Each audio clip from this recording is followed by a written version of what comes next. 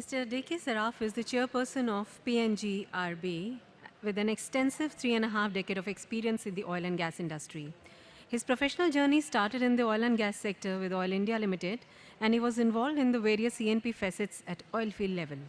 Post Oil India Limited period, he continued rendering his service at ONGC and handled various key assignments. A notable mention in this regard is conversion of ONGC from a statutory commission to a commercial corporation, its financial restructuring and valuation. During his tenure with ONGC, the period of Feb 2005 to December 2007, was embarked for his crucial contribution as the Director of Finance. In this profile, he dealt with negotiation and conclusion of significant acquisition transactions in Syria, Brazil, Colombia, Venezuela, Cuba, Egypt, and Myanmar. ONGC Videsh experienced significant increase in its activities, production, revenue, and profits during this period. His next intra-organizational move was for Director of Finance and Group CFO, and in this assignment, he introduced robust governance systems in ONGC, coupled with several systematic improvements. In recognition to his accomplishments in this role, he was endowed with Best CFO Award in Indian oil and gas sector by CNBC twice in 2009 and in 2011. Subsequent to this role, he assumed the charge of Managing Director and CEO of ONGC Videsh Limited in September 2011, and in 2014 March, he became the Chairman and Managing Director of ONGC and Chairman of certain group companies such as ONGC Videsh Limited, MRPL, ONGC Petro Additions Limited, ONGC Mangalore Petrochemicals Limited, Mangalore SEZ Limited, and various other companies. Now I invite Dr. Saraf to present the keynote address.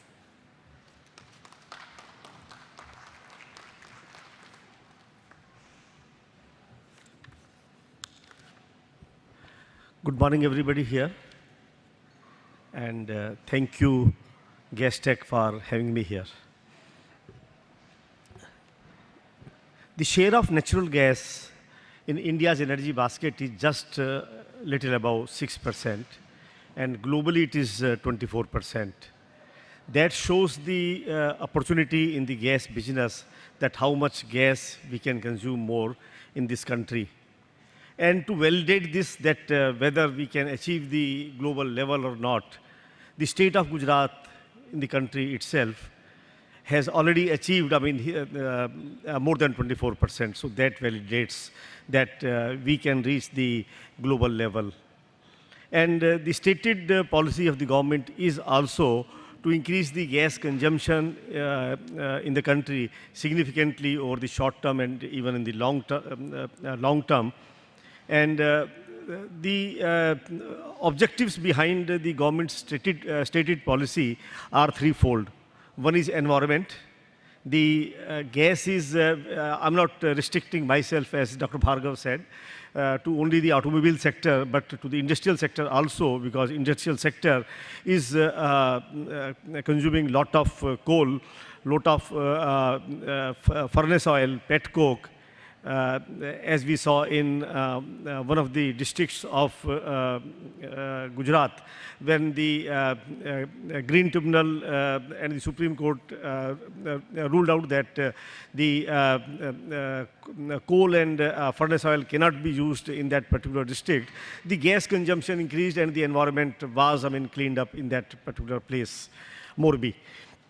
So one is environment, and we also know that what are India's commitment to the at the global level, that how much the carbon emission would be reduced over a particular period of time. Second is energy security. This is important. And when we talk of energy security, it is from crude oil to shift to different products. Natural gas also, from certain conventional markets to switch to certain more markets, say US for example, because a lot of natural gas is available from US and which can be imported to India in the shape of LNG. So to shift from the liquids to gas as a new product, also to shift from the traditional market to the newer markets, and restricting our dependence on certain countries. That's the perspective of from the point of view of the energy security. And third is, which is very, very important from India's point of view, because Indian customers are quite price sensitive, and they should be, the economics and the markets. If we talk of the economics, last 2 years we have been saying that petrol is 60% cheaper. Natural gas is 60% cheaper than petrol. And when we compare natural gas with the diesel, it is 45% cheaper when we use it in cars, and 39% cheaper when we use natural gas in heavy vehicles like trucks. And when we compare natural gas in the domestic houses vis-a-vis market-priced LPG, it is 72% cheaper. And an auto wala, he can earn 15,000 rupees per month when he converts his auto from petrol to CNG. So, and when we used to give this data, there used to be a counter-argument. And the counter-argument is that all these prices which I just said, they are dependent on the policy of the government. Because in all these three sectors, whether it's versus petrol, versus diesel, or versus LPG, this is dependent, at least in the context of petrol and diesel, based on the subsidized price of natural gas. So, how long the subsidy would remain. And second argument used to be that the taxation on natural gas is are lower. We want it to be reduced further. That's a different thing. But today they are lower as compared to liquids. So what's the guarantee that the government would retain this low level of taxation on natural gas? So, for the sake of arguments, valid arguments, we also used to say that since this is the stated policy of the government, these policies are likely to continue. But now a different set of arguments has started in favor of natural gas. Let's go maybe about 15 years back. And we used to argue at that time that whether it's crude oil, whether it's natural gas, it's all energy. And it can be expressed in terms of MMBTU. And we also used to say that 1 barrel of oil is equal to 6,000 cubic feet of gas, or roughly 6 MMBTU. And if we calculate based on that, the ratio between the gas price and oil price, it should be at the slope of 16.67%. And the price of LNG also used to be at the slope of sometimes 12, sometimes 14. In the lows, it used to be 11. In the highs, it should be 15, in that range, barring the outliers.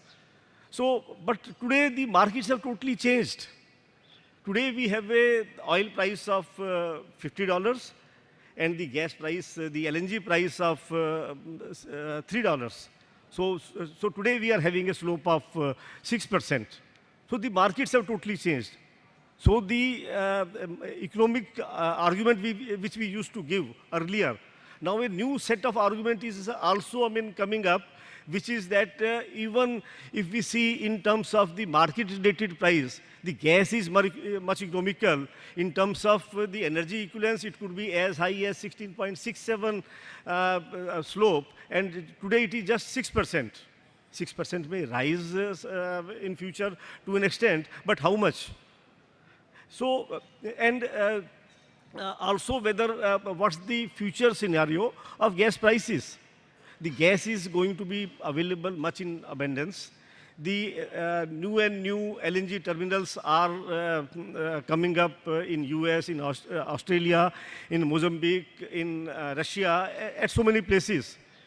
Many countries, they are shifting from LNG to natural gas supply through the pipeline. For example, new pipelines are coming up between Russia and China.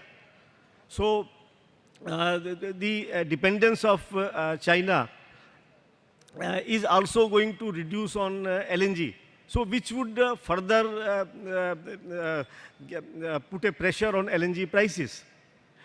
For example, today, the liquefaction plants in US, they are working at negative margin or very, very low margin. How I calculated this? We see the JKM price, Japan Korea marker price of LNG, which is the delivered price of LNG in the Far East, that which is $3. And if we deduct from that the Henry Hub price, the consumption of energy in the liquefaction plants, and the transportation cost of LNG from US to Japan, the margins would be either very, very thin or it would be in the negative. And are these, which does not take care of the OPEX and capex of the LNG liquefaction plants. So these are the, the new market scenarios, and which puts the customer of natural gas, like us, the Indians, at a much advantageous position if we convert from liquids and solid hydrocarbon to gas. The gas markets have themselves changed a lot during the last decade or so. Earlier, the benchmark of, for the purpose of pricing LNG used to be crude oil prices. We used to say that, we used to express the LNG prices in terms of JCC, Japanese crude cocktail. So today the LNG prices are expressed in terms of Henry Hub. It is expressed in terms of JKM, Japan Korea market price of LNG. It's expressed in terms of European price of natural gas. Of course, the older contracts, they still are on crude oil.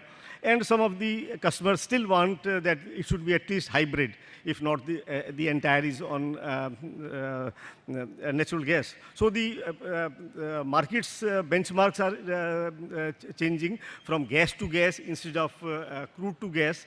And also the spot market in LNG is also becoming more and more significant. Volumes are available in LNG volumes are available on spot basis. Earlier, they used to be mainly on the basis of long-term contracts. So markets are changing, the price benchmarks are changing, the price itself is changing. That gives a very significant opportunity to the gas-consuming countries, the energy-consuming countries like India, for shifting from crude oil or from the from coal also to an extent to natural gas. But it is easier said than done. It's not as if that you press a button and then everything can be converted from petrol or diesel to natural gas. A lot of things have to be done. The new infrastructure has to be created because gas has to be taken from place to place, and it's not just like that you can take it in tankers, etc. So huge infrastructure has to be created. So what is being done in creation for the purpose of creation of that infrastructure? Let's talk on that.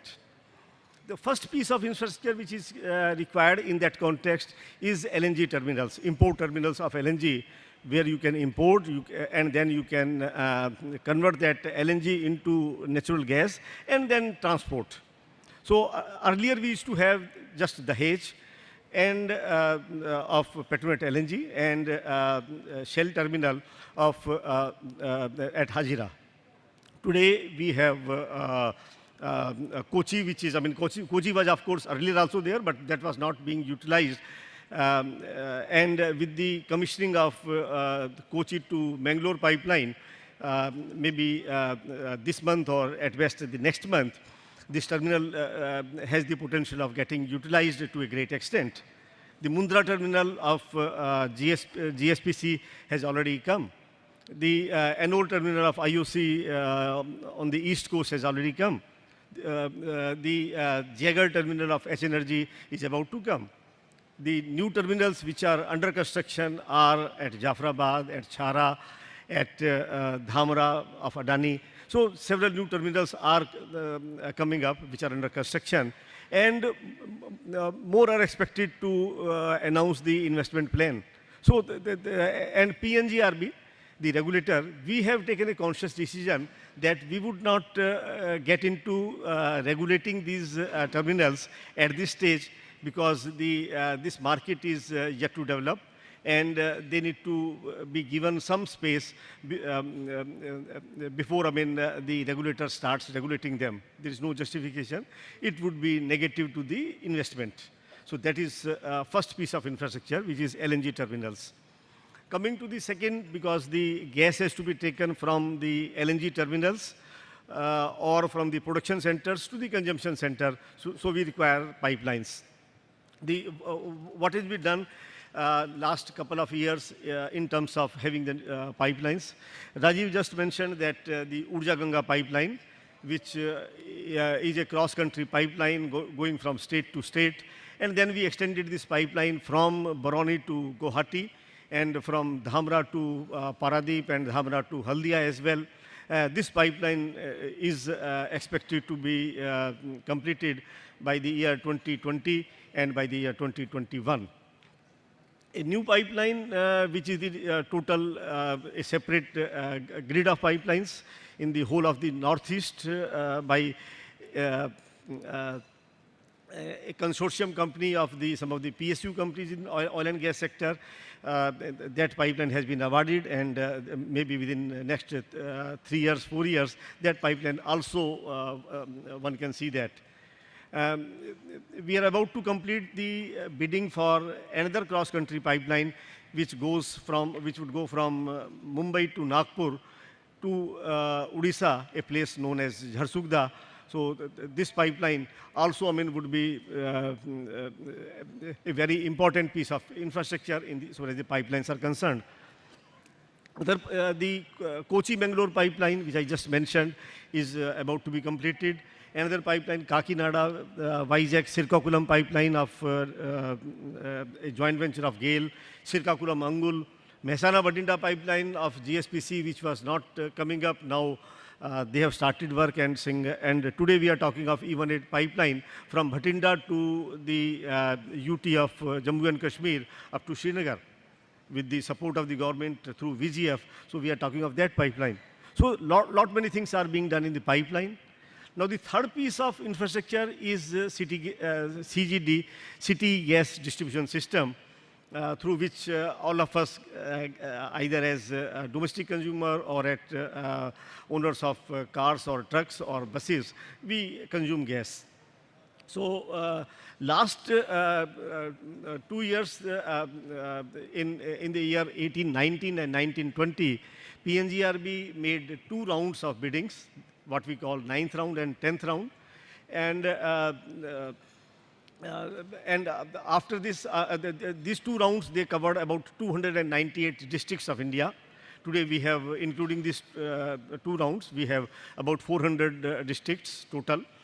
And these 2 rounds that covered about 42% of India's area and about 54% of India's population, just in 1.5 years, that all completed. And the commitment from the industry which we get is really marvelous.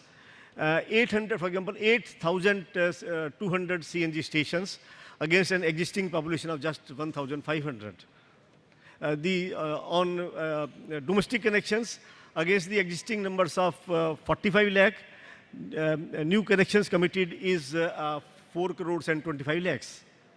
So that means this is the total infrastructure which would be going to be created in next couple of years. So these are the commitments, and we are not stopping there.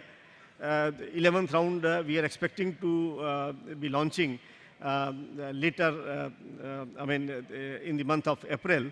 And we would complete that round also by the month of August in terms of issuance of the authorization letters. So all that is being done.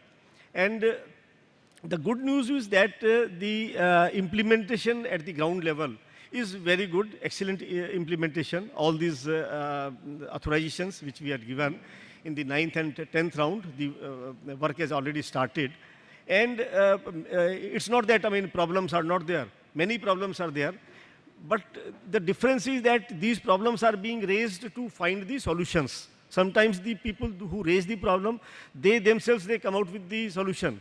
The problems are not coming just for the sake of making a complaint, saying that there is no solution and we can't work. So it's not, the problems are not being raised as an excuse. The problems are being raised in a positive manner, and the solutions are being found, and many of the problems have been solved. Balance would also be solved in course of time. So everybody is working very, very in a very, very positive manner. The ministry is very supportive. The other ministries of the union government, they are supportive. The state governments are supportive. The other regulatory bodies, PESO, the Forest Department, Railways, NHAI, everybody is supportive. But there would be teething troubles which one would need to face. And when the ecosystem, complete ecosystem is established, I think the real takeoff of the gas business would start. The next job which we have in hand from PNGRB is that we have to make the regulatory system of the gas business also, friendly to the customer, friendly for the people, who make the investments. The tariff model has to be such that it induces investment and at the same time it protects the consumer interest. So that reforms, we are undertaking a study, and that study has been assigned yesterday only, and it will be completed in next 4 months to one of the international consultants. And I think there would be many takeaways from that study which we would be implementing in the course of time. Another study which we have assigned, and that report is also expected by July of this year, for the purpose of implementation, which is on the futuristic planning for the natural gas pipeline network. So combining these two studies plus certain market reforms in the natural gas pipeline sector, I think we would be totally revamping our regulatory framework on natural gas within next 6 months or so. That's the next job which we have. In addition to that, we are also targeting that the natural gas trading hub also we establish within a period of maximum 6 months once the government takes decision on establishing the hub. So these are the things on hand. And I'm happy to state that all the natural gas entities, the automobile companies, Maruti is working excellent in this regard, and many, many new models have been launched. I think the target would be that each and every model which the Maruti has, also, there should be a natural gas version on that. And once Maruti does that, I'm sure that other producers of automobile, they also would be incentivized to do it. They would be rather forced to do it. In the heavy vehicle segment also, last month, Indraprastha Gas, they launched a bus which in the, with the existing setup, just by changing some of the cylinders of natural gas, of CNG, it can run up to 1,000 kilometers in one go. So, which would help also in long haul transport sector. The LNG trucking is one area in which big opportunities are there in the natural gas system. So, huge opportunities are there. the whole of the system, ecosystem is positive. The pricing is also in our favor. And I think with the combination of all this, the natural gas sector in the country has got only one direction, upward and upward only. Thank you very much.